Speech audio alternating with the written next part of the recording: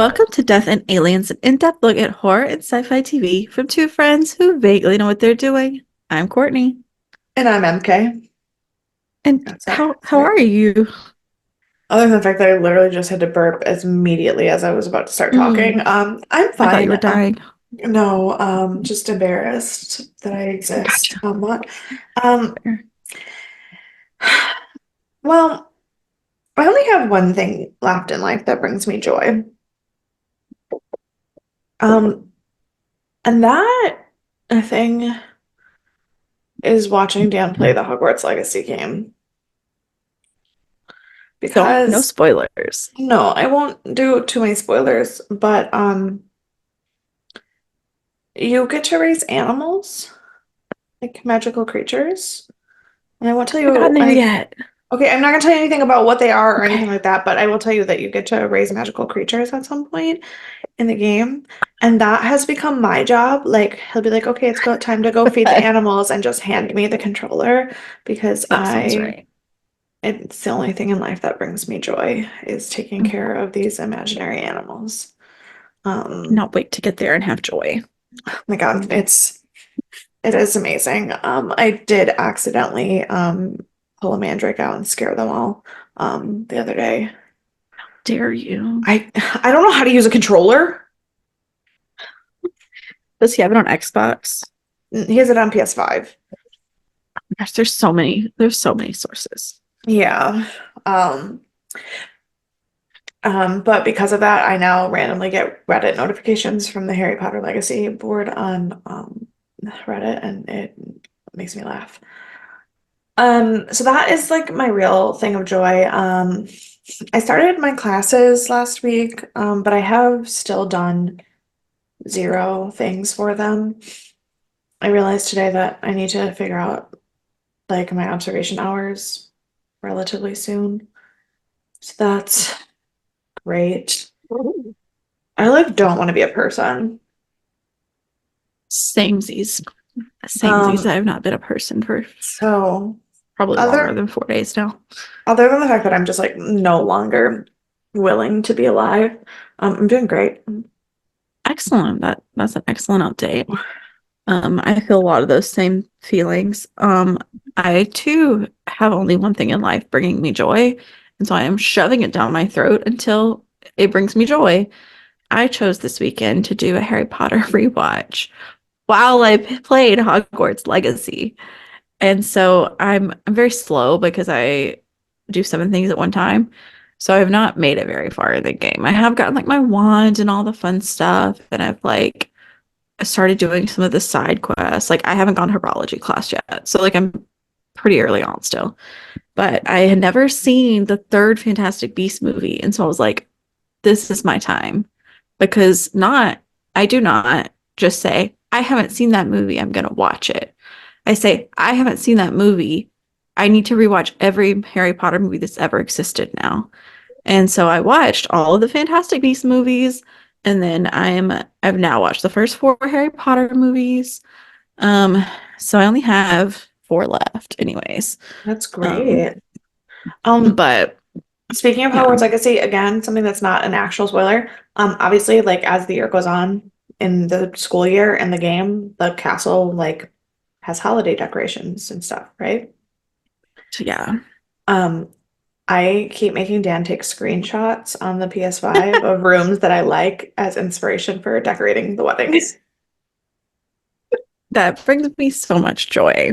I'm like, I oh, I was like, oh, look at that one. I want this room. He was like, do you need me to take a picture of it? I was like, yes. I love that. I love So that. apparently now Hogwarts Legacy Winter Castle is my current inspo board for my wedding. Oh, oh, I love. So that makes me so happy. Yeah. Ugh, I'm ugh, I don't even know what I'm gonna do. More a witch's hat or something. I don't know. We'll see. It's gonna get crazy. I'm ready for Hogwarts wedding. Good. So Good. in the snow, I'll Don't bring a jar of fire. don't wear the witch's hat in the church, that's all. No, no, I would never. But I will bring a jar of fire like they have in, like what is it? Like the second movie? I don't remember. Yeah. So Yeah. I will bring that into the church. I will not Okay. catch the church on fire, but I will bring Okay. it into the church. It'll be Okay. my like companion. I'm So, trying to figure out how you're gonna hold the bouquet and the jar of fire. oh, easy. No question. No Okay. question. Okay. Yeah. So I've got it. Don't worry. I've got Great. it all planned out. Maybe I'll Mm, tie the bouquet around the fire, the mason mm, jar. mm. I'll just need a little Okay. extra ribbon. Yeah. It's gonna be awesome. You know what else is awesome? Y- Spirituality. Yeah, it is. And it's even more awesome when you remember to I save wondered the. when you started looking down pretty quickly and we were wrapping up our intro, if you had one That's of exactly those. what I was doing. Yeah, I was like, oh shoot, that's a thing that I need. But I have it. Excellent, excellent. Um, this is a quote. It says, "When you have real power, you don't threaten. People know what your capabilities are." Dennis Kuchinek. So when I bring my fire to your wedding, People will people will know. know I have power. Yeah, There will be no question. I love it. yeah, I'm ready. yeah. And it also is Excellent. like the people who can really handle things are not going to be the bullies, Right, right. which I feel like some Also of us important. need to know. Mhm. Well, another thing I do love um, is American Horror Story. And this iteration we are speaking of is Asylum. And we are on episode 4.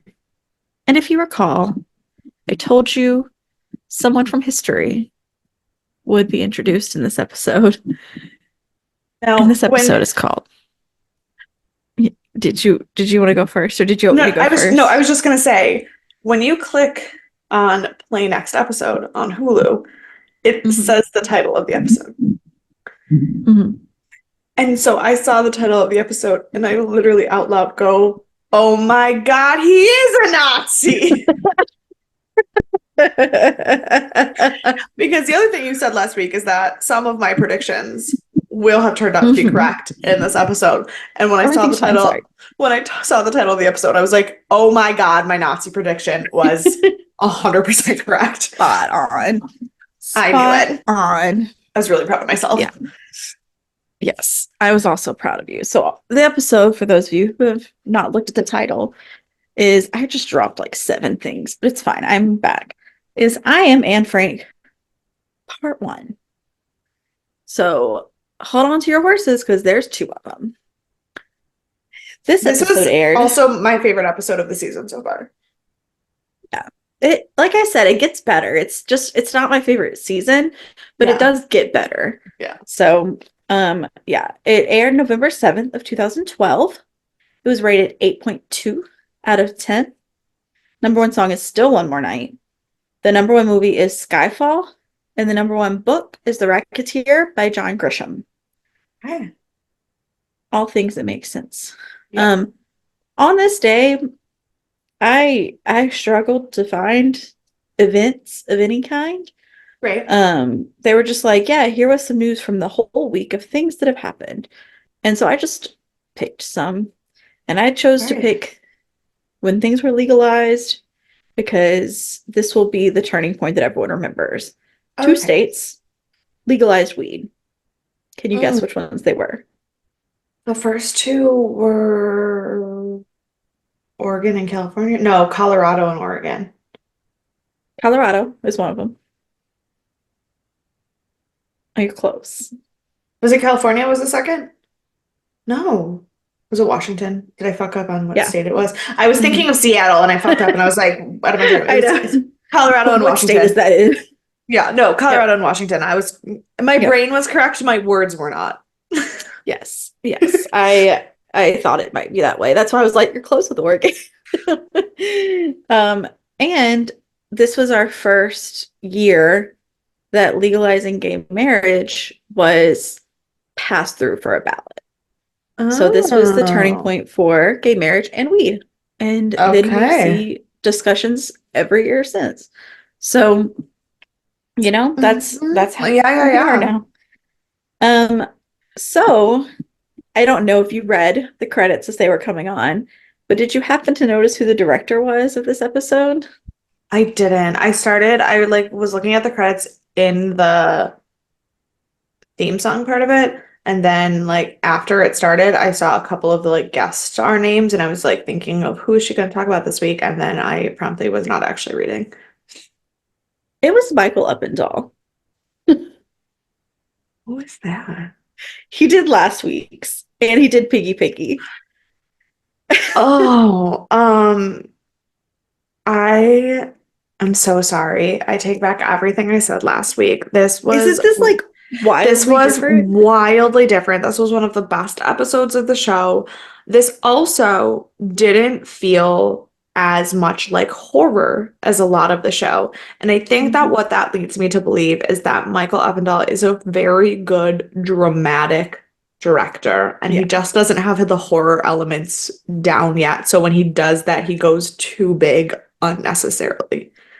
I think so because he also didn't go that gory this episode. No, there was like one scene that was like horror-y, and Hmm. it wasn't, and even that, it was so not that Yeah, I think that that is what I've decided is that it's actually just that like horror is not his jam. he just goes hard on whichever direction he chooses to go. Yeah. Yep. Yep. So Michael Uppendahl has redeemed himself.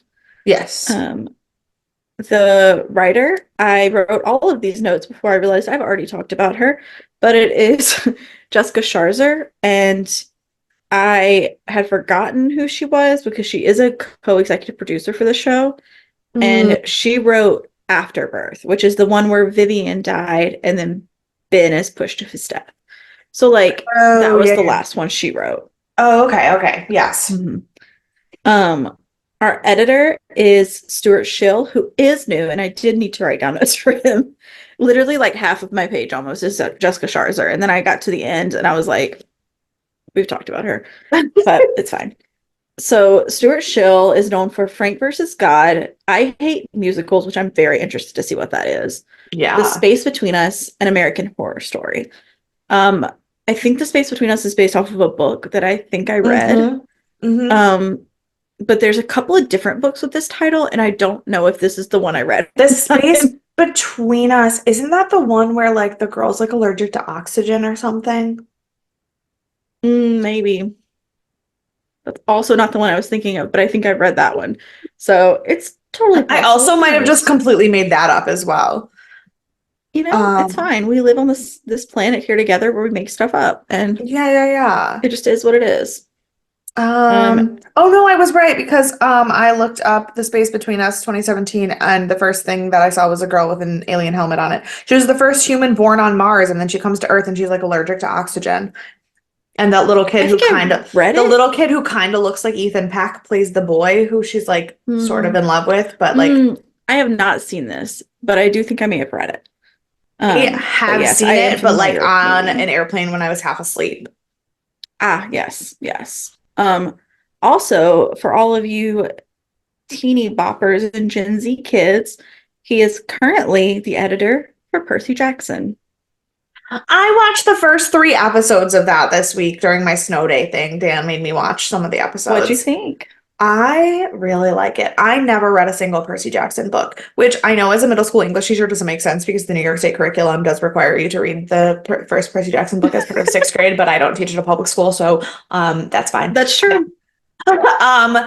Um, I've never read any of the books. I had like vague ideas of things that were happening, and like I would randomly ask Dan a question, and he would like not answer my question. And I go, I'm not asking for spoilers. I'm just telling you the random facts that I know from having existed in the same universe as Percy Jackson for this many years. And he was like, oh, okay, that's fine. Yeah, that's true. And I was like, thank you for confirming the things that I thought. And then like as they like appear in the show, they're like big like reveals in episodes, but like for example, spoiler alert, Percy's dad is Poseidon. Oh, interesting. The cover of the first book is him standing in the ocean with Poseidon's trident in his hand. You don't have to have read Yeah, I've seen the anything. covers. Yeah, like you don't have Yeah, to have read anything to know that that's the cover of the first book and the cover of the movie that was terrible. So I was like, also that. I go, but he's Poseidon's his dad, right? And Dan just like looked at me because that's like a big moment in like the second or third episode, and I just go, Dan, I'm 31 years old. You can tell me that. I'm not going to be shocked and horrified. And he was like, Yeah, okay. like this is one I never got into. I never read the Same. books. But it's very mythological based. And so I probably would have liked it had it come out like a few years earlier than it did. Right. But So like that's what so I said that too. So like Dan's um cousins, the oldest is the same age as his younger sister. So like all of his so his younger sister and brother and all of his cousins are in like mhm, that age where like my brother is. So it makes sense. They're all super into it. My brother was super into it. I missed that gap. Like I just and so yeah, but because Dan's siblings and cousins all were into it, he by proxy became into it. yeah. I know everything that my brother has told me. I have multiple of the books. I've just never read them, and I try to explain to his cousins that like I just missed that gap. I was Harry Potter Twilight. I was Yep. not like I missed Percy Jackson. I was in college when it was a big thing. I wasn't at Mhm. home anymore to be a part of it. Right. Yeah, and that's the thing is like Caitlin read some of them, but like she never got super, super into it, but she did read some of them, so I never heard about it. And I didn't know anything about it, but I was at work the other day and we were talking about it because both like the kids I work with, they're adults mostly, are like 25, 26. And so they're like Right.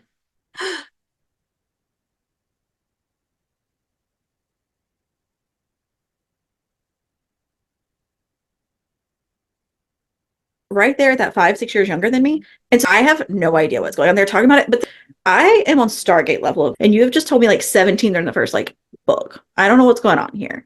And so I could not connect, but I heard it's great. Sorry, you just froze so hard for Oh so my long that I gosh. have no idea what just happened. Did I say, should I start over? No, I got everything you said, but it was like weird because I don't know what Oh, happened. I'm hmm, very it's probably the confused. computer. It's broken. Maybe, maybe, It's from yeah. 2014. So, It was like so strange because I was like checking my internet and it was fine. And then you were just like frozen with your hands in the air. So I love that. that'll be fun to I edit. hope Um, that shows up in the video. And I'm like um, just like a mime, like Mr. Mime. you're It's like also Mr. showing off Mime the and I camera. look bewildered, like, Like deer in the headlights. yeah. Yeah, I just looked it up and apparently the first Percy Jackson book actually came out in 2005. So I would have been 12 when, or 13 when that happened. But it didn't Um, hit then. That's not when it got popular. right, which is yeah, because like Because also these kids read it in school. Like we didn't have it at right, school. the kids who are like kids now read it in school. So Hmm. like it's big now. Yeah. But I Well, don't no, like the know. kids that I work with that are like 6 years younger than me read it in school too. And Yeah. that's when it got big. Well, my brother is 6 years younger than me, and he didn't read it in Mhm. school, but he just read it and loved it. Maybe he read it in school. I don't fucking know.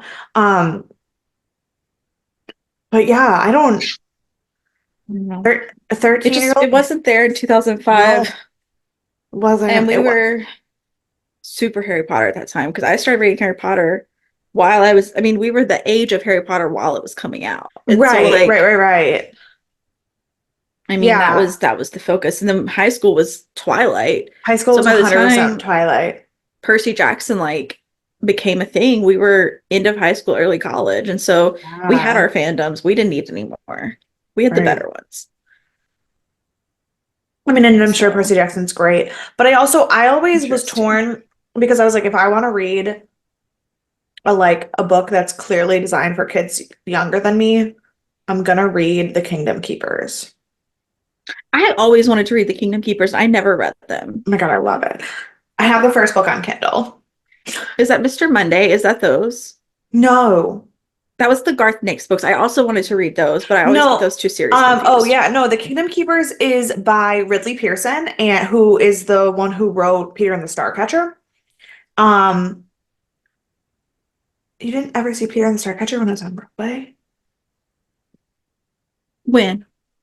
I don't know Oh, Broadway. just kidding. I went to Peter and the Starcatcher when it was on Broadway, which means it was not the same time that you were in New York. Those were not the same times. Not at Um, all. no, Peter and the Starcatcher is like a story about Peter as a kid and like pirates, and it's fun and silly. But no, so Ridley Pearson wrote this book, and it's basically about these kids who um are um like holograms, but not really. Like Um Jim and the Holograms, but not. right. But their job is to protect Disney World after dark because when the lights go out, What? all the characters come to life, and Maleficent is trying to take over the park. Should I read that now? Is it weird if I read it Absolutely. now? No, I haven't finished the series either. Absolutely, you should read it now. I might. I'm getting ready to work with a middle grade author, so No, it's amazing, and it's just they're so good. They're so good. And then like it starts like in Magic Kingdom, and then they have like books on like all the different parks. At one point, like I remember when he wrote his first book on the cruise line, like it was like it's amazing. I Yeah. you're changing my. I'm gonna start this series, realize it's for children, and go right back into my dark Disney books that I've discovered that I haven't gone back to yet. Because I I also want to haven't go back to those. I haven't finished those either. I finished the Sleeping Beauty I've one, only or read not the Sleeping two. Beauty, the Snow White one. I finished the Snow White one. I haven't even read the Snow White one. I read the Snow White one. I didn't read the Beast one yet. That's the one I was on working on. I also need to go back to the Insanity series because Cameron Jace, like, he wrote while I was at Disney World, it was traumatic. I like went to the bathroom at Disney World and just like happened to see this email and came out like almost in tears. And Caitlin and Jamie were like, "Oh my God, what happened? You were just in Yeah. the Rapunzel bathroom, everything's fine." Like, Right. and Cameron Jace had sent out an email that he was quitting writing. And I was like in Disney World and devastated. But then like a year and a half later, he came back and everything's Yeah. fine. But so now I need to read Well, those two. I have a million things that I need to read, but also I did start the first or the fifth Game of Thrones book in 2020, and it's now 2024, so I should probably finish it. I've started the first one at least 5 times. I have read the chapter on Bran at least 5 times. That is all I know about Game of Thrones. Is that he falls So, out of window. I'm That is so it. that's I'm so sorry. There's so much more. I There's know. so much. Um, yeah, so thanks to the editor who made Percy Jackson that we Thank you, have Stuart Shill. You're killing it. yeah, we've gone so far off of the You know, look, here's the thing. We actually didn't go crazy off topic in our intro, so That's true. we had to make up for it. And this is still related, Yeah. tangentially. And our guest star of the week is a little more guesty than normal. It is Frederick Lan or Lenny. I meant to look up how to pronounce this. Lehne. Okay. So I meant to look up how to pronounce it and I didn't. And he plays Frank. So I know that's shocking. Oh, Frank. But he was the next top bill. It is Frank. Yeah. The Frank, the detective, guard, or Frank. the Got security guy. Yeah. Got it. He's known for Men in Black, The Dark Knight Rises, Shy Guys, and Ordinary People, and every other show and or movie that has ever existed. I mean, he's one of those guys who just plays every background cop ever. Yeah. Yeah. Mm-hmm. He's in like 1 to 3 episodes of every show that's lasted more than a season. 100%. And Got some it. that have only been a season. Like Got Buff it. City Law that just came out, he was in that. Cool. So he's in literally everything. He actually started a little bit earlier on. So Ordinary People was his first film he was in. And that same year was also when he had his Broadway debut in John Gabriel Borkman, which I don't know what that is, but it's Henrik Ibsen. And Okay. it's Henrik, right? Henrik, I would say Henrik because it's Norwegian, not like Not Hispanic, German. not German. Okay. I'm not 100% sure. I've always said Henrik. Yeah, but I So don't I'm speak recently I don't speak Norwegian. same these. I'm recently familiar with his works because he wrote A Doll's House, which was just on Broadway with Jessica Chastain that I saw Yeah. for free No, because I have friends in high places. Adele's House and Hedda Gabler are his two most famous. I don't know that one. It's really good. Love it. I mean, I liked A Doll's House and it got a lot of Yeah. flack because it was that like stripped down version, but I really enjoyed Which it. And I love Adele's House. I never got to see Adele's House Part 2, but I feel like I would have hated it because of the things that I love about Adele's House. So I don't know. I don't know anything about part two. I didn't even know there was a part two. What's her name who plays Roseanne's sister? On the TV show Roseanne, who does all the play stuff. Jackie? Yeah, Jackie, but she's famous on Broadway. She won a Tony for it. Yeah. Oh, well, this was an excellent production. And I've never seen the original, so I'm not like. Well, that's because the original was in Norway in the 1800s, so none of us did. Well, no, like for Broadway, they made like black box and like they didn't have props and stuff, so it was very stripped down. They just went in a circle and all wore black. Like it was very muted. It didn't have like the full scenery and like whatnot. But okay. But sorry, that one never does. I didn't see the original production of Romeo and Juliet. You know, I've never seen original production of anything. That is a lie. I've literally now seen like the original production of like 8 things in the past year and a half. So don't mind me. Don't mind me. It's just the same as me not knowing I saw a Frank Oz film. So we are again. We are just a hot mess. I'm like licking cheese off my finger. You are. It is an experience. Because I'm like, surely it's gonna run out soon, and then it doesn't. You just have more cheese. I have this much cheese. Oh, you have a whole thing of cheese. What kind of cheese even is that? What? Port wine. Oh, I just saw your mouth and I didn't hear a sound. I bet that's delicious. It's so good. I had a Cabernet. I didn't eat. Really good. I didn't eat dinner, so yeah, that's where we're at. We're killing it. Well, also where we're at is finally starting the show at the asylum instead of in all these nonsense places that we don't need to be. Correct. And I mean, I'm sure there's a tie-in. I don't remember the end, but I'm sure there's a tie-in. But like, feels so unnecessary for every episode to start the same way where we have no information and don't really need it.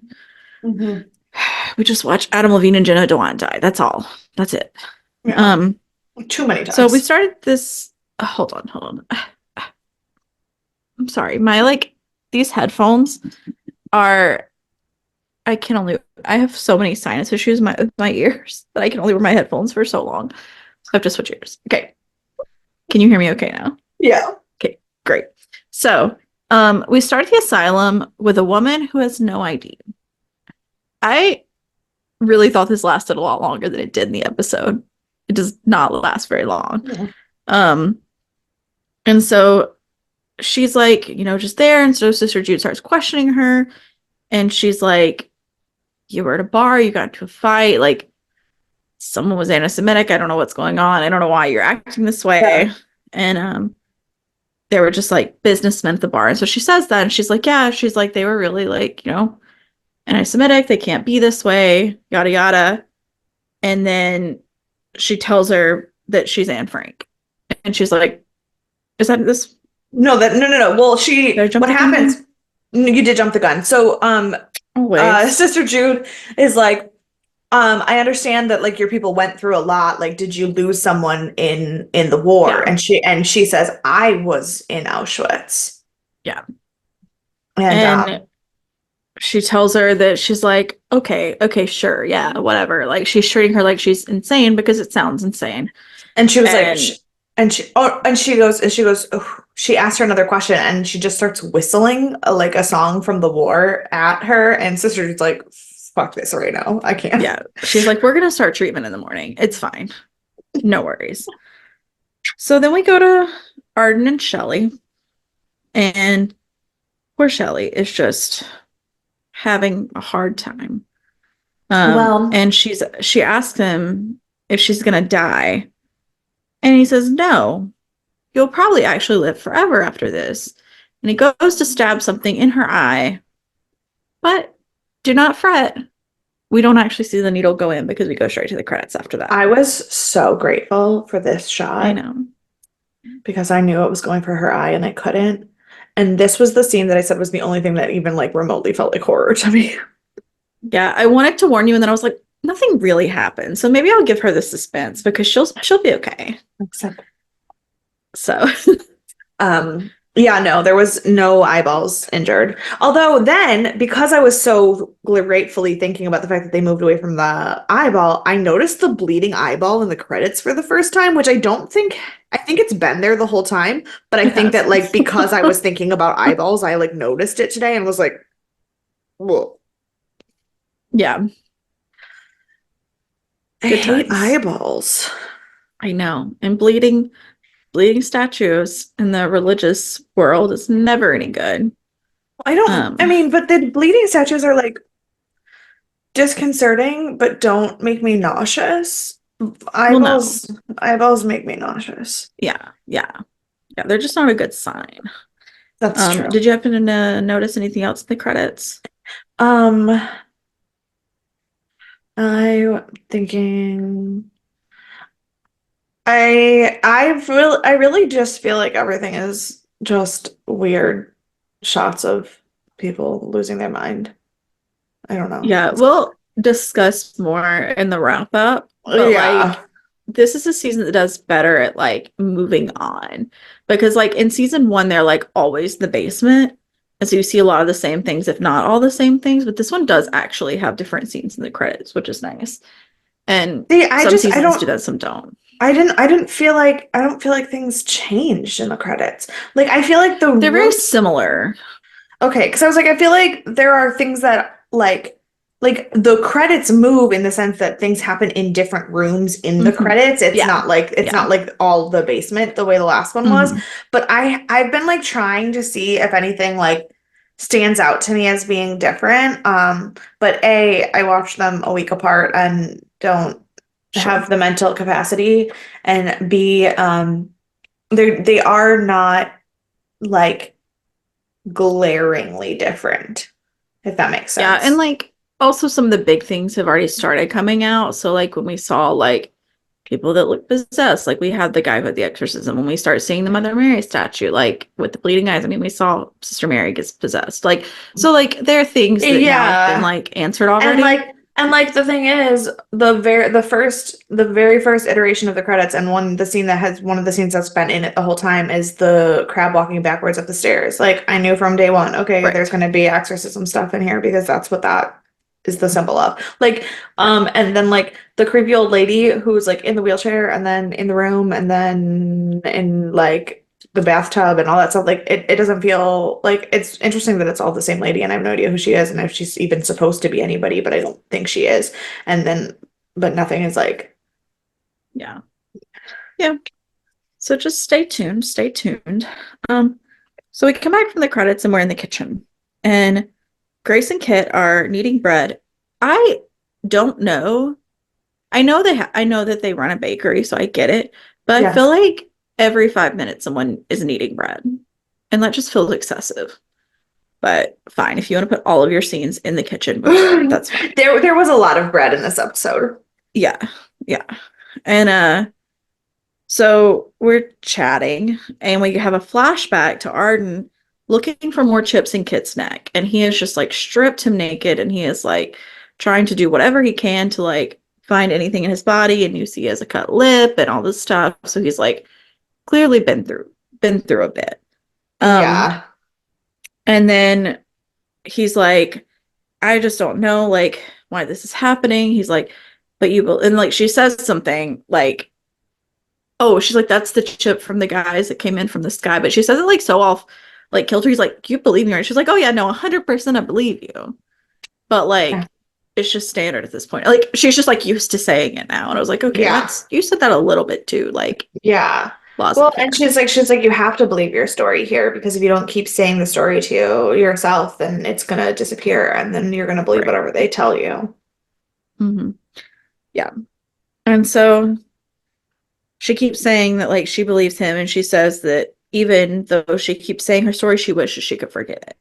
So we Yeah. go to a flashback, and Grace is waking up in her room with her sister or stepsister. I don't remember who it's supposed to be, but her sibling.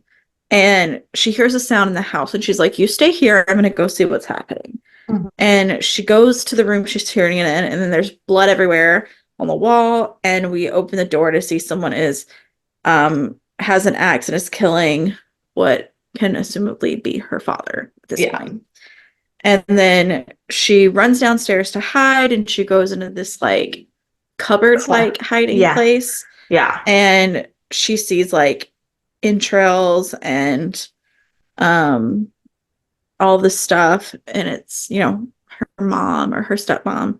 Which was And very confusing to me because it looked like chopped up baby parts. it And looked I like a was like, baby. Yeah. yeah, Yeah. That was a choice, I guess. But yeah, it looked like a baby. like Um, there was no reason to make that face the way it was because it no, was a baby. absolutely. And she says that like she lost her whole family because she lost her dad and her stepmom, but then she also lost her sister because her sister believed that she murdered them. But in reality, it was Red and Patty Oh, because Patsy is her sister. She said that her sister set her up and that her sister and the boyfriend wanted. Patsy is her sister. Yeah. I heard Patty, and that's why I was confused. Oh no, Red and Pat. I Maybe it's missed. Patty or Patsy, but whatever it's her I don't know, sister. but yeah. Yeah, but it's so basically her sister and the boyfriend wanted to Mhm. take the farm for themselves, so they framed her Right. for the murder of her dad and stepmom. Yeah. And so now she's here. So we go to Lon and Threston, and he starts asking her where she went during the movie. And she's like, I told you I had to excuse myself. And he's like, okay, sure, whatever you say. And then we go to the flashback to the movie night, and we see drunk Sister Jew wandering out, talking about, the three people who are missing, and the panning over to the three that escaped and then ran back and Yeah. soaking wet and how like pleased they are. And then whenever she says like, that also that Shelly got away, they were all like so relieved. And we didn't see this scene in the first one, that they're Right. relieved that they think Shelly actually got out. So that's sad, but That's so sad. I know. And then so we come back to today, and Dr. Threston's like, well, you know what? I want to help you because I see myself a lot in you. So let me cure you. He's Hmm. like, they're gonna, if you like, let me cure you, we go through this whole situation, they're gonna let you out. You're gonna be free to go. Everything's fine. And she's Well, like, there's, it's so he's like, I don't think you're crazy. And she's like, you literally, your Bible is the mhm, DSM, whatever number they were at that right. time. Yeah, who knows? Probably one. And she's like, it specifically says that I am I'm sick. crazy. Yeah. Like And she's like, you and your people are who classify me as being sick. So don't tell me I'm not. yeah. And then she tells him like he keeps going, and she's like, but really there is no cure. She's like, I was just born. Like, this is just me. This is my theory time based on this scene, and then I Oh. think that the rest of the scenes with the two of them in this episode, I think that if they don't directly corroborate, they don't uh contradict my theory. My theory is that he is also gay, That's which is also my not theory. just because Zachary Quinto is gay. But I do know that Ryan Murphy and Zachary Quinto are the kind of people who like want queer actors to play queer parts and like to be more normalized about that. And like that is a one thing. But also the way he like talks to her and the way he like Hmm. says that he doesn't agree with the way that therapy is and like is basically like, I'm gonna do whatever I can to cure you of this. It feels very much like he is someone who had the gay beaten out of him Yeah. basically, and thinks that he can help her. Yeah. Well, I mean, he says, I see myself in you. And like, that was my first thought when he says that is Right, that, like, right. And but yeah, it feels very much like he had the gay beaten out of him, and so like yeah, he thinks that it'll work for her too, which really right. just means that he is like not practicing homosexual. You can't didn't Sure. actually beat the gay out of him. But Right. he's very clean cut and well dressed and clearly doesn't have anyone at home, which hmm is why I also feel very strongly that he's just like a like the way And why he's the latched on to way her. right, the way like gay men became priests because it was easier than like dealing with the fact that they Yeah. couldn't get married, like hmm couldn't like face their feelings. Yep. Yeah, that all tracks. Um, yeah. So we go back to the common room and we see that Anne, or whoever she may be, but Anne is journaling. And Lana comes over to her and she's like, give me your pencil. And she's like, what? No. And she's like, no, no, no. If they catch you journaling, you're going to be put in solitary and you're not going to enjoy it. And Anna's like, leave me alone. I just have one thing that I need to say, and that is that as someone who has taught the Diary of Anne Frank multiple times and read it more times than I can count and deeply studied it as a piece of literature to teach children, the idea that Anne, obviously, like, I don't know where they're going with the story. I don't know if they're actually trying to like pretend that Anne is a real thing or to just pretend that it is for the story or whatever, however they want to deal with this. If she actually is crazy and isn't Anne Frank, if she isn't crazy and is Anne Frank, like whatever they're doing with that, not even my thought. Mm-hmm. The idea that Anne Frank could have survived and gotten better and like lived in anonymity her whole life, fine. The idea that at now 35, 40 years old, she's still writing Dear Kitty for her diary entries, not a fucking chance. Like, I can't. When it said Dear Kitty, I was like, oh my God, Yeah. no. No, not at all. Not at all. Yeah. It's, they take some liberties here. Um, Way of being like, oh, see, like she is Anne, like, because at this point, we know, has she said yet that she is Anne mhm. Frank? Okay, so we know that she like believes that she's Anne Frank. Um, But like that's their way of being like, here's the details. Like crazy people need details to like act out their Yeah. fantasies. Dumb. Yeah. And so she completely blows Lana off. And Lana's like, fine, you're going to need friends in here, but if you don't want them, that's on you. And I was like, Yeah. first of all, you have not been the most helpful to anyone here, including yourself. So maybe You, you're yeah, not the talking one. about how you need friends in here, man. Have Pot calling the you kettle. right? I mean, so at this moment, Dr. Arden walks in and she loses it. She immediately recognizes him. And she's like, he's from Auschwitz. No question. No question at all. And oh, this is where she says she's Anne Frank. Yeah. So she's like, Which, I know this because I'm Anne Frank. Like, yeah.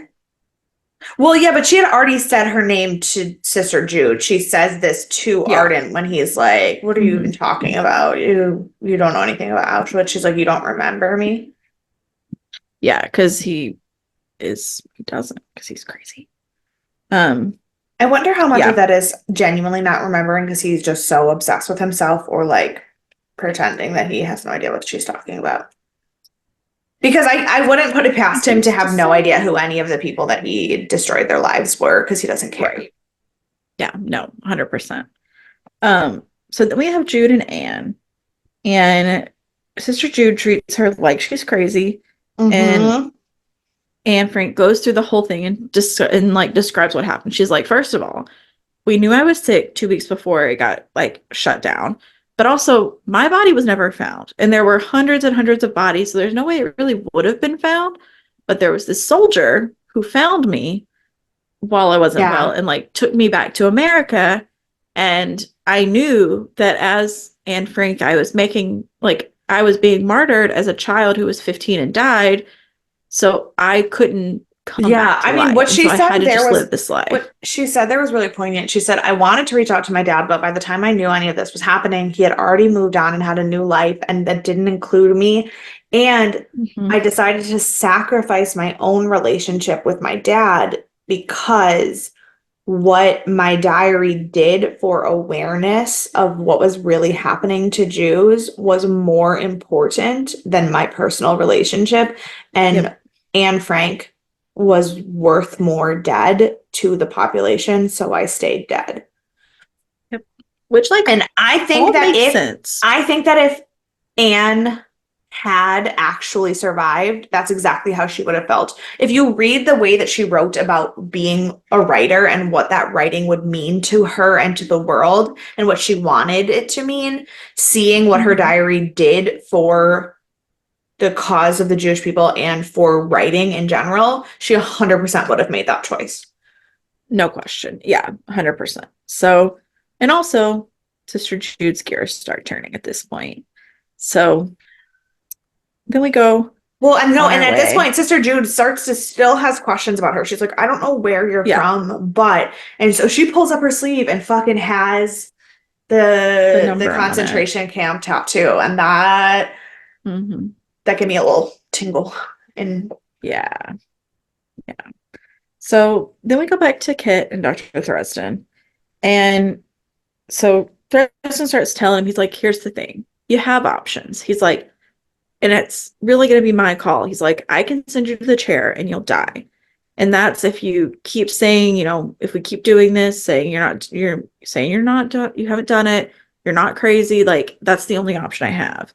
However, if you let me help you, then we can let you live here forever, which, like, honestly, I don't know that this is a better deal, but fine. And he's like, here's the thing, you have to say you did it. And the reason why you did it, which is not how you're supposed to therapy people. But yeah, he's like, the reason why you did it is because you were so upset about everything that was happening. And when you thought the aliens came over, it was actually those guys at the gas station, which was our very first scene we saw, mhm. and they followed you home, and Alma was so sick of hiding, and you got so upset about it that you killed her, I and then in your grief killed everyone have else. very mixed feelings in this scene because this was the first time that I questioned Dr. Threston's motives. Mm-hmm. Mm-hmm. Because he says, I don't believe you're crazy. Yeah.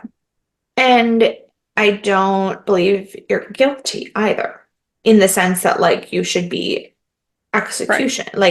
executed. And, but Kit says, so you think I'm innocent? He said, I think a part of you is. And So he and then he tries to convince him that like he did commit all of those crimes, but it was because he was basically abused into it by yeah. society. And A, that is not a really good defense. No, that is not. Um, and B, um, it just didn't feel genuine. Like it felt like he was trying to convince him of a story, and I can't tell if it's because he really truly thinks that the only way to save his life is to get him on stand looking like a psycho, Yeah. or if he has some other motives. Right. And I Because this was the first episode where my yeah. like where Zachary Quinto kind of gave me an ick a little bit, and I didn't know how I felt about him anymore. Well, because we also know when we saw the movie during the movie scene last time, he says he doesn't think Kit did it because he thinks that Wendy was killed by Bloody Face. And Right. so, like, we know that he already doesn't 100% think Kit's doing it. So why would he tell him that, like, Right. those are the only options, not that he's innocent in, like, a real innocent way that he, like, Yeah. It So fair. there's some weird things happening there. And then for the rest of the episode, he gave me the ick more. Sure, Um, sure. but like this was the first time since his introduction that I was like, I don't know about you. Yeah. And Yeah. I do know that this season is specifically twisty, Mm-hmm, but mm-hmm. for the most part, I haven't really had massive change of heart on characters yet, which I know it's early. I know it's early. Sure, Um, sure. but I've all of the characters that I've been ambivalent to have stayed that way. The characters that I like have stayed that way. The Yeah. characters that I don't like have stayed that way. Nobody has like crossed that line Yeah. yet. And this was the first time that I was like, maybe.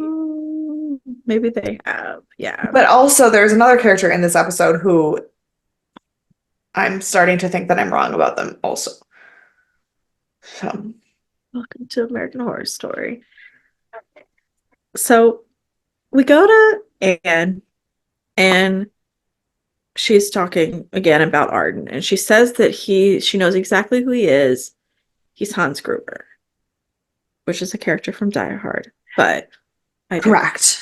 Yeah, Um, I literally, my thing was when I heard that, I was like, is that a way of telling us that this is not real? Except that Die Hard wasn't mm, out then yet, so it wasn't a clue to like having picked up the name from a movie. No, no, no. Die Hard wasn't out in the oh, 60s. oh, I see. So I like see. I was like, Die Hard if is you're out. just like no no no if you're clearly unwell and you're just like living this fantasy and you have to pick a name that wasn't in the diary hmm and you just say the first German name that comes to your head but it's because Die Hard exists, that's one thing. Is this just like a hee hee Easter egg or is it a clue that she's crazy? I Right. spiraled a little bit on It's that. okay. Yes. But then she goes on to say he had a thing about twins, and he would always take the twins, and we thought to protect them. But we honestly didn't know. I didn't think she said always.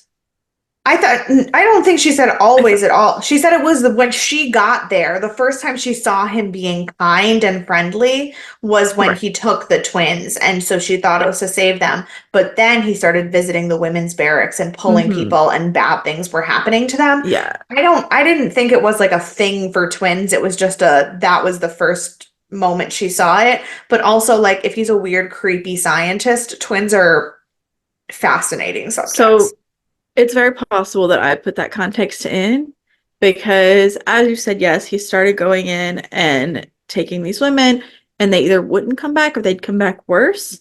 Yeah. And this is a direct correlation to describe Joseph Mengele's from Yeah. Auschwitz, and he did have a thing for twins. Right. Like, so it's possible I just threw that I in think there. yeah, I think But that was just a connection to yeah. the real world thing. Which makes sense if it's based on Mhm. a real person and you're putting their real character traits into it. But yeah, Right, no, right. it was she was just like I didn't understand. She was like I thought they were so lucky. Yeah. And I don't then think they weren't. Yep. And so then we go to Kit, and Dresden is still telling Kit how he's murdered everyone. And he is like line by line. He's like, here's the librarian who was murdered. Here's where you were. Here's how you had the means, motive, and opportunity to do this. And he's like, but why was her skin and head missing? The very things that say who she is. And he's like, I have no idea. I didn't kill her. So I don't know why these things were missing.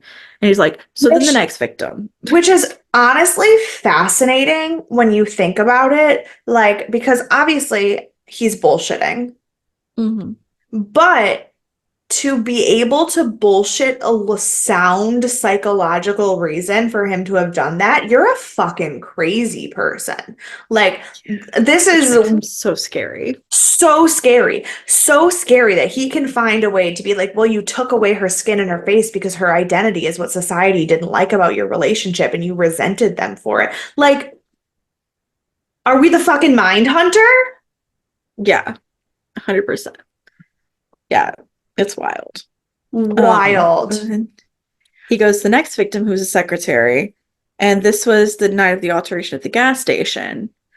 And so that was how he phrased that. And then we see that everything that happened with Alma, or so House Dresden says it, and that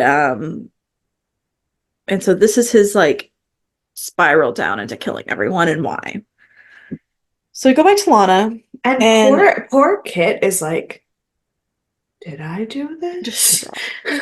like like if someone was saying this to me and I was in like a mental institute, I probably would also believe it.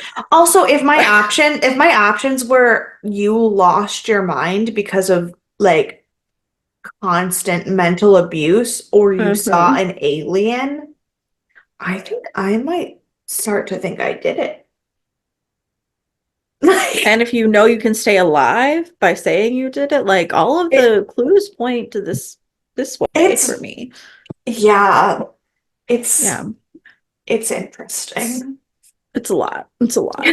So we go to Lana, who's standing in the line for medicine, and she starts daydreaming. And she's thinking about this award that she's going to get for exposing Briarcliff because she's going to be released and all this stuff. And she starts like telling stories about the patients. And she's like, here's this crazy woman who beat her head. Here's this guy who would masturbate all the time. And here's like everything that's happening. Um, and then she's like, and I just want everyone to know that I did everything I had to do to get out. In that moment, she decides to go to Thressen and tell him she's going to take him up on his offer, which is a choice. A choice. I can't say that I wouldn't also make that choice. Oh, I Um, think I 100% would because I would do anything to save myself if I could. And it wasn't like it's torture, yeah. but like, and I would psychologically be like damaged afterwards. But I think I would rather that than being stuck in this place where it's Uh-huh. constant and you can't get away from it. Right. Um, Especially if it really didn't take anything of changing myself, but just doing enough yeah, to convince someone else that I changed. right. And if it's only like a few, like he's only there for a couple of weeks or whatever, like, so she knows it's not like an extended time. So I'm just saying that would probably be the way I'd go too. So we go back to Kit and Grace, who are in the kitchen again. And Kit is angry. He is just like punching this dough, and he is like Yeah. it is not gonna, it's not gonna do well when you cook it. But Grace That's is like, are you what? I'm just imagining how gross and flat that loaf of bread is going to be. Not well, right? It's not Right. good. And so she's like, are you imagining Sister Jude? Because I do that too sometimes. But he is spiraling because he is starting to believe that he killed this woman. And he's like, what if I did do it? And Grace says, which is nice. She says self-doubt is a sure sign of sanity. Mhm. And he tries to explain it. And she's like, I have no idea what you're saying, but if you like are worried about this, like that's the sign you're sane. Because if you Yeah. just accept it all, or if you just completely deny it all, like, it's Yeah. hard to prove one way or another. And then so I didn't realize how far I was gonna go. I was like, oh, then they make out. And then I just put plus more because they do a lot Yeah. more than make out. They sure did.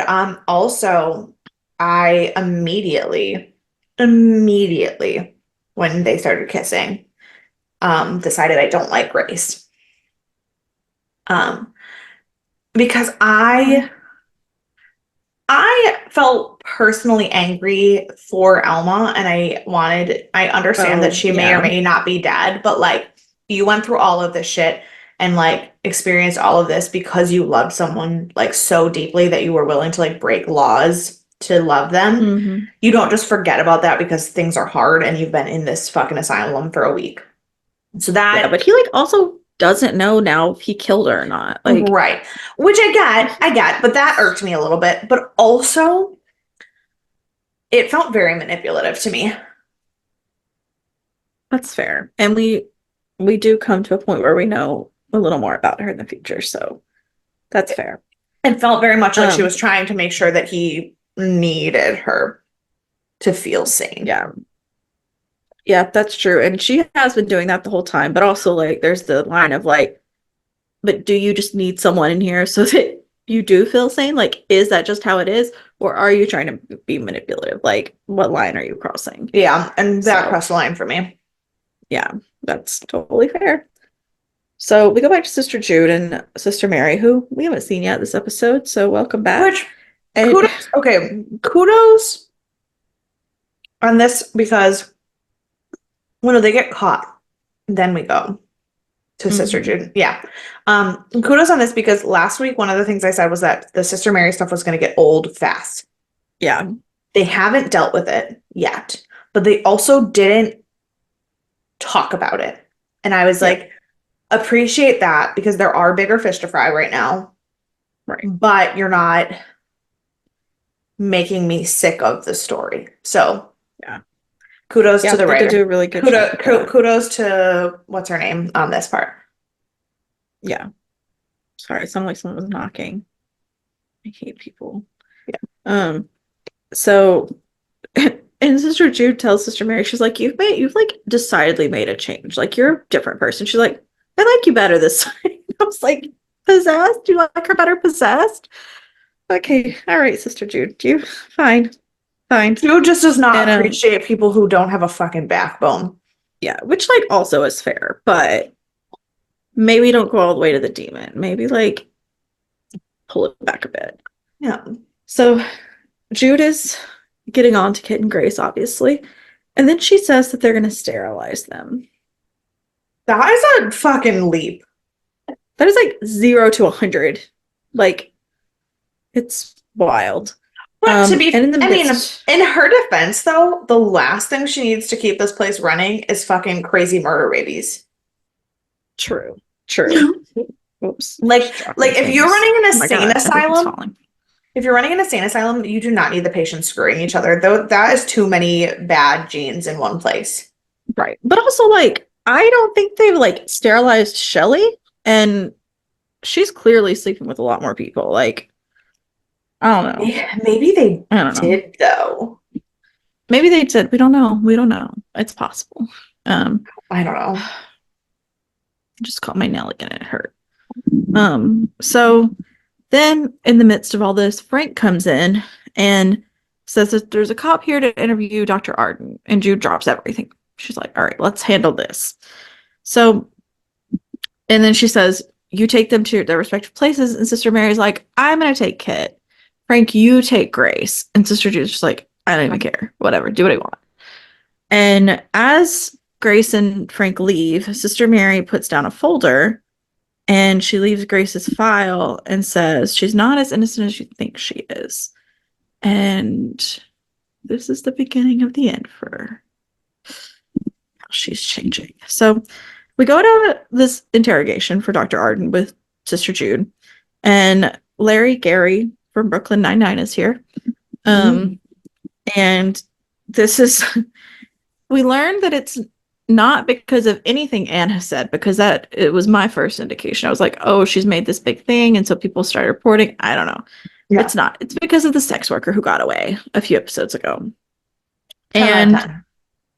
they say that she found these like really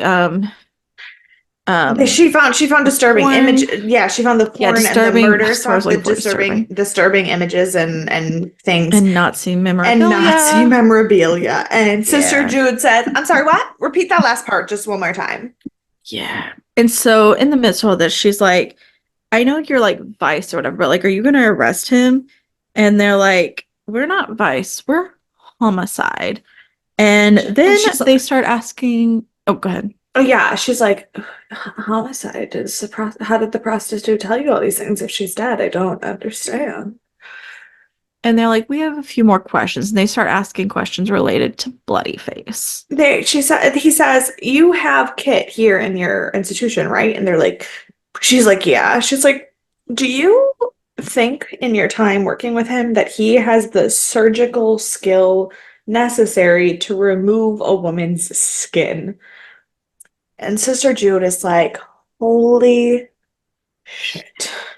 But also, like, absolutely not. Like, Of even if course you kill all not. these people, how on earth did you think that he could surgically do any of these things? Oh, there's all of my theories about Dr. Arden being the one behind all of this coins just keep falling into that side of the scale.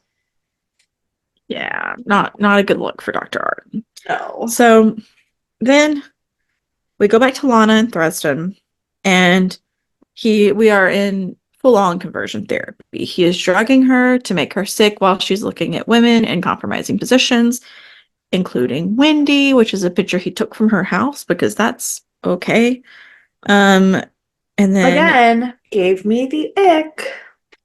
definitely the ick. And then he brings in a man who is um Really like conventionally femininely attractive. attractive, like Yeah. conventionally, but like effeminately attractive. Like he's Yeah, not with a the very long hair. manly man. Like he's got long hair. He's very thin and like Hmm. kind of like androgynously built, a very Yeah, smooth, soft face. And I was like, I mean, if you're gonna go straight for anyone, this is a very easy transition.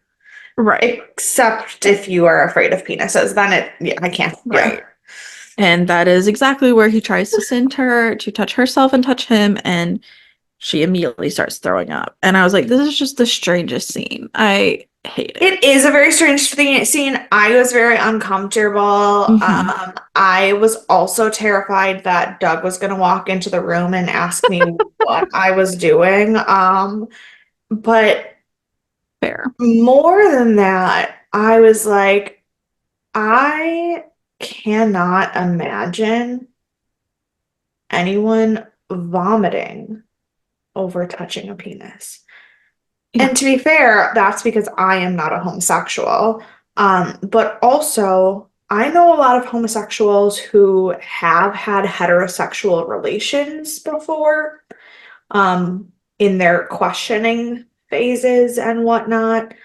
And I don't think I've ever met anyone who is that insanely repulsed by the It genitalia of someone they are not attracted to. and it probably had to do with like she probably still had a lot of medicine in her system that hadn't gotten Right, out yet. which is why she was like, please just give me a minute. Like I can do it. Yeah. But like So also like poor Donald.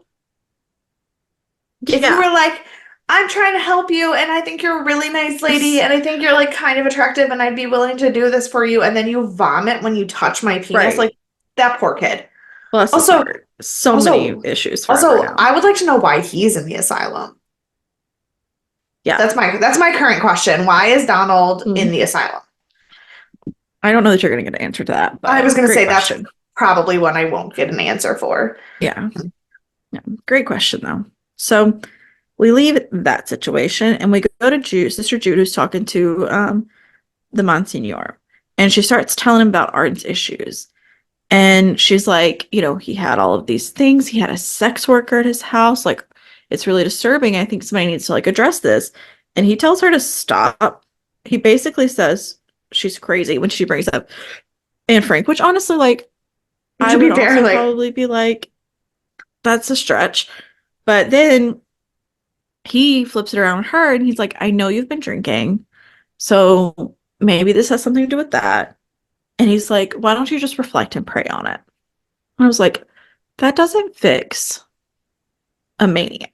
Like he is a psychopath. That is not going to fix Dr. Arden. So good try though. So then yeah.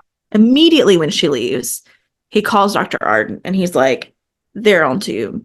Maybe pack up and leave tonight. I was like, oh, you also know about this? I didn't think she told him to leave. I thought he said to like get your shit together, like clean up your mess, basically. Like, Oh, I understood. He told him to like get out and go. oh, I thought he was just being like, I don't want loose ends. Yeah. But also either way, he definitely Yeah. sounds in on it. Like he Either way, knows what's yeah, either happening. way, he is fully cognizant. Yeah.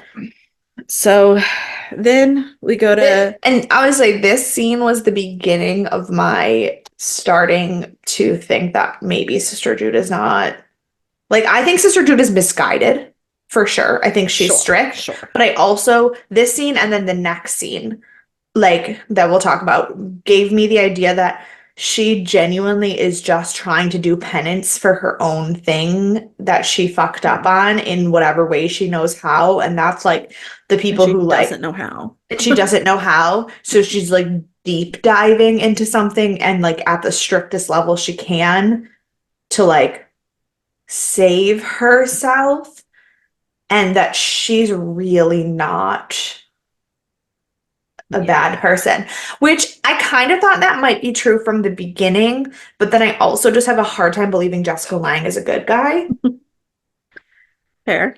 Fair. which I don't know if that's just a because I know her connection to the show as like a whole. Right. I don't know, but I have doubts. I have a lot of doubts about Sister Jude. That's the other person that I was like my thought, and I'm Hmm. starting to put them in a different camp right now. Well, let's hang in there and see how it goes. So we do go to our next scene where there's Sister Jude and a nun. I don't think they ever said her name, so I just put her as the She nun. was Mother Superior. She was basically like the head of Oh, Sister she's Jude's nun order, so she's gotcha. just Yeah. Mother Superior. She doesn't have a name. Mother Superior. So she's telling her Mother Superior about the communion wine. And she's like, I've messed up. This is kind of a thing I did. And she's like, great. We all make mistakes. Everyone sins. Don't do it again. Like, and if you do, then we'll And she was come like back and try she was again. like the Like, wine was right in my office, and she's like, well, that's because God's testing you. And she's like, yeah, but I failed. And she was like, yep, and you're still here, so that means it's time to not fail the next yeah, one. right. And so she's like, this is just how life works. We keep going. And then she starts telling her about Dr. Art. And she's like a little bit concerned about how Monsignor reacted. Mother Superior is like, well, it's fear about like how things are gonna look and like all of this. She literally just goes, that is what all men do because they Yeah. can't she was like, that's just men. We can't actually we put them in charge of everything. We don't trust them to be in charge of anything. Yeah. And she's Um, like, so it's fine. Like that's just his reaction because he didn't know what to do and he was scared. But then she does still offer her another contact and she's like, I can put you in touch with someone else if you really want to. And she's like, absolutely not. She's like, I don't want to overstep. Like Monsignor put me in this place. He's really done a lot for me. And she's like, he's not who you report to. She's like, well, he it's not even that. like, She was like, she basically was like, don't give him credit for what you've done for yourself. yeah, She was like, sure, he gave you this job, but you didn't yeah, become a nun because of him. You didn't move on from your past because of him. You didn't save yourself because of him. Don't give right. him the credit for And that. also like God put you here. This guy was just like a Uh, token in your life. Like he's not the reason yeah, for anything. And so that's nice. yeah. Um, so then we go back to Kit and Grace. And so far no one's been sterilized. Nope. Um, but then Because Sister Jude's off confessing her right, sins to Mother Superior. She doesn't have time to sure. sterilize anybody. And panicked about a Nazi. Yeah. So like fair, but bigger fish to fry. So Kit is visibly upset across the wall from Grace, and he asks why she lied to him. And it turns out that we find out that really her father abused her as a child, and for years she put up with it. And then she told her stepmother, and her stepmother gave her candy to be quiet about it and not to like ruffle any feathers. And the last straw was she was like, I really did love horses. And my dad got rid of all of them. And that was kind of the last part for her. And so Yeah. she actually did kill them all. And her sister walked in on her and saw all of this and knows. And that's how she ended up here, which, Yeah. if you didn't know, is a direct correlation to Lizzie Borden. Oh, no, no, no. The axe. As soon as I saw the axe, well, and then in the first scene when she was talking about it, she said, I lost my father and my stepmother. And then the next morning, I lost my sister. I literally immediately was like, oh, so she's Lizzie Borden. Yeah, Cool. because they're on a farm. Like, there's literally so many things that There point to was it. no, also, just in case anyone was wondering, Lizzie Borden for sure did not kill her dad. Ooh, what is your My theory, reason? it's the maid. My theory is that it's the maid. There's so Mm, many things of evidence that point to the maid having too much time to change her clothes and hide while Lizzie was not even home. Really, I'm fully in the camp that she yeah. did not. Yeah. I also don't really think she did it, but I don't know enough to know why. It just doesn't feel like that's what happened. Um, so we go back to Thurston and Lana, and he's apologizing to her that this isn't working because he's not qualified to do this. He's never done conversion therapy. That's not a thing he And he does. doesn't even believe that it's effective. Yeah. He's just like, this obviously doesn't work. Like, Why on earth is this the approach you took then? Be a proponent of it anyway, but I thought it would be the fastest way to like do something, even though it's kind of bullshit. Yeah, Oh, okay. no, So you like pumped her full of drugs and had her like touch another man's penis for what? For no shits? reason. Yeah. And he To immediately watch? switched gears. Yeah. And he immediately switches gears. So he's like, that doesn't work. I don't know why I thought that would work. I'm not even qualified. I've never done that before. And then he gives her back the picture of Wendy. And she's like, they're never going to let me keep this. And he's like, don't worry. I'm leaving at the end of the week and you're coming with me. And He's I like, was you only like, have to hide it for a week because he's like, I haven't figured out how yet, yeah, but I'm taking you with me. And I was like, what the fuck is wrong with you? yeah. He like, literally black and white. Like, no middle It's like, ground. he's like unhealthily obsessed with her. Yeah. So we go back to Sister Jude and Kit, and bless his heart, Kit is just trying to admit to everything. He's like, I think I'm Bloody Face. And he's like, I don't remember, but he's like, God would remember though, like if I did it, even if I didn't. And she's like, And well, yeah, he's like like, and God I knows don't, he's like, everything. I don't know if I did it, but if I did, like, I need to be forgiven because, like, I didn't want to be this person. Yeah. And he's just And like, he's like, crying. I know. And he's like asking her, he's like, can you help me like find God and like figure all this out? And she like, you can see her soften and she's like, we're all sinners. And like, he's like, I just really need help. She's like, okay, okay. And then she's like, but you don't even remember it, right? And he's like, I don't know, but God will. And she's like, but you don't remember. And it feels like she's like, if you don't remember, you can't say you did it. You have to keep Yeah. saying you don't remember doing it because you don't want to make yourself culpable if you didn't do it. So it seems like she Yeah. might be on his side now. Yeah. Um, I so mean, then we go listen, if Evan to Peters sat in front of me crying about needing God and needing to understand himself better, I would also be on his side. sure, 100%, no question. Especially in this role. This version of Um, him, 10 out of mhm. 10. But like pretty much any version of him I've ever seen in anything is at least an 8. Yeah, fair. Totally fair. I don't know. This the silver server the Silver in the Surfer. X-Men, Listen, maybe a it was a 6. bad movie, but he still made me laugh. He did make me laugh, but like not putting him up Maybe to an 8 okay, anymore.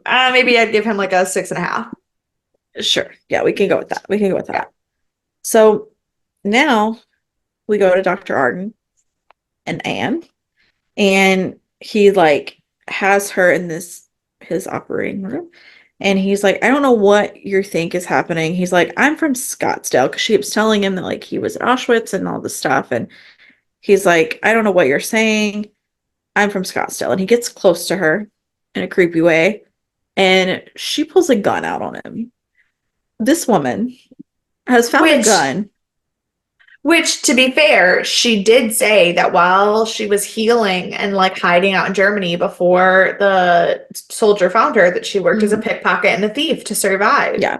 So she like told Yeah. us, she was like, I steal shit and no, don't get caught. Yeah. And so she got this gun from one of the either cops or security guys. I couldn't actually tell which one No, it was. it was the Larry Gary. It was the cops who were the homicide Okay. cops. Yeah. Yeah, that's what I thought it was, but it was a lot happening. I couldn't tell. Yeah. And then she like pulls back and he's like, you're not gonna shoot me. She immediately shoots him in the leg. Like, no holds barred. She's like, fucking watch And me. yeah, and then she hears someone in another room and she's like, who's in there? Give me the key, what's happening? And he's like, absolutely not. She's like, you have another leg. And he's like, no, no, no. And then she shoots him again. And then she takes the key. I do think it's funny though that she was like, you have another leg and was threatening to like get rid of both of his legs and then open the door to like legless Shelly. I was like, check one And for Shelly looks like she has sores all over her body. Like it is not good. Um, not good. But that is indeed where we end. So yeah. I have a bit of trivia for you. Hit, Um, so hit me. the flashback Dr. Arden or Hans Gruber Yeah, is played by John Cromwell, who is his son. that makes Um, sense. It looks so much like him. yeah. Um, Chloe Sevigny is actually credited as a special guest star as opposed to an actual like role in this show because we only see her in that very beginning scene and then the very end scene when she's like deformed. She plays Shelley. Oh, right. And Sorry, so my she's brain not like credited as a cast member, but as a special guest right. star. But she Um, actually she was in all of them. Even last week she was credited as a special oh, was guest star. she? Yeah, I think Oh, that's I didn't even just notice that. I think it's just Well, because IMDb. she was a big enough name already at the Yeah. time, and she had such a small role that I think that that's the Hmm. direction they went with it. Because I was going to say, because I thought it was weird last week. I noticed it and then forgot to say something. Yeah. Well, that's what it was. Yeah, and so that's my trivia for you. So, Okay. who do you want to punch in the face? Once again, without a doubt, it's Dr. Arden. How many episodes in a row does that make this four? Four in a row? What episode are we on? Yeah, Four. Okay, episode four. cool. Mhm. Yeah. So because you're gonna go with Arden, I'm gonna go with, I'm gonna go with Dresden. That's fair because Just he was like super extra creep. creepy. Didn't love it. Not a huge fan. So yeah, that's the I'm one I'm gonna go with. Ella. And then who is your MVP? Um, I thought about going with someone who had a bigger part in the episode, but I decided that I didn't really care how small a part they had because I just thought that it was like my favorite moment of the show, and I'm gonna go with Mother Superior because she was like, Sister Jude, get your Fair. shit together and be who you are. And she was like not about Monsignor, and she was like all about the fact that like practice what you preach. You tell everybody that they can get better and get Hmm. forgiven, do it to yourself. Like I was all for her. She wasn't Yes. involved in any of the cockamamie. No, she probably is the correct answer as well. No. I think I'm gonna go with Sister Jude this week because she's starting to believe Kit. She's starting to like see Arden for who he is, and Hmm. she's starting to like listen to the patients and realize that maybe she's not always right in what she's Right. doing. And that's so So, I thought about Sister Jude because for the first time since we started watching the show, Kit was not an answer for me because he is falling for Grace's bullshit. Um, and I am not a fan of that. But I was like, maybe it is Sister Jude. Like that might be the right answer this week. But then I was like, but honestly, like I'm still not 100% sold on you her. still aren't, yeah. And she did threaten to like sterilize someone for having Right, sex, which isn't great. That's which not great. isn't Yeah. great. But Mother Superior she knew her shit. So yeah. Yeah. So, do you have any predictions um Um or feelings so I threw out some of mine while we were going. throughout? Yeah. I definitely think that Dr. Arden's a fucking piece of shit and there's no Hmm. changing anything ever in any of that. I'm really curious, more than sure of anything, where they're going with this Anne Frank direction, but I like almost think I would like it better if she was actually Anne Frank. Like, I'm sure if she was like a cuckoo bananas crazy person who thought she was Anne Frank, it would be like one kind of story. But Right. I almost prefer that like that's true. Like, and that's who she is, and that is its own level of problematic. But um Hmm. I I think that Grace is going to continue to lie. Like I think there's even more that she's hiding. I think she is a sneaky liar. Don't like her. And I think that Dr. Thresden may have more ulterior motives than we know about yet. And I think that Sister Jude might not end up being as much of a bad guy as I thought in the beginning of the show. Those are all excellent predictions. Um, I don't know exactly if any of them will have answers next week. You will see more development, but I don't think any of them is like flat out answered next week. That's fair. However, if you do notice, next week is episode 5. So you can be prepared for one big event to be revealed. So I was interested if that was going to be true because the season has so many more episodes than last time. So I didn't know if Is episode it? Oh, five, it's 13, isn't it? it's 13. So I didn't know if episode five was going to be as big, like as jaw-dropping as Mm-hmm. it was. But also next week is what? Anne Frank part two, right? Mm-hmm. So obviously if you have an episode that has a part one and a part two has some shit in it. That's kind of how that Yeah. works. So I was sure that I thought that that might be true. So stay tuned to see how that goes. It's gonna be a big one. Boy. Can't wait to hear your thoughts. Oh boy. So on that note, is Also, anyone, oh, do- I feel like I didn't say anything on this episode at all, and obviously, this episode is not going to come out till next week, so it won't matter. But happy birthday, Dan. oh yeah, happy birthday, Dan. He won't listen to this far into the episode, and I probably should have said it at the beginning of the Stargate episode so that there was any chance that he would have heard it. But nope, it's Dan's birthday. You know, it's okay. We probably should have said it on our first or second take of the last episode we did that actually came out yesterday. But you know, it's fine. Uh, 15th time's the charm. it's gonna be great. It's great, So good. killing it. If you Thriving. have any questions, thoughts, feelings, predictions, feel free to email us, deathandaliens@gmail.com. You can find us on all of the social media at Death and Aliens. You can find me at CECloud13. Me everywhere at EMKAY_superstar. And we will see you with a big reveal for Thriller Thursday. But prior to that, we will see you for Sci-Fi Sunday. Bye.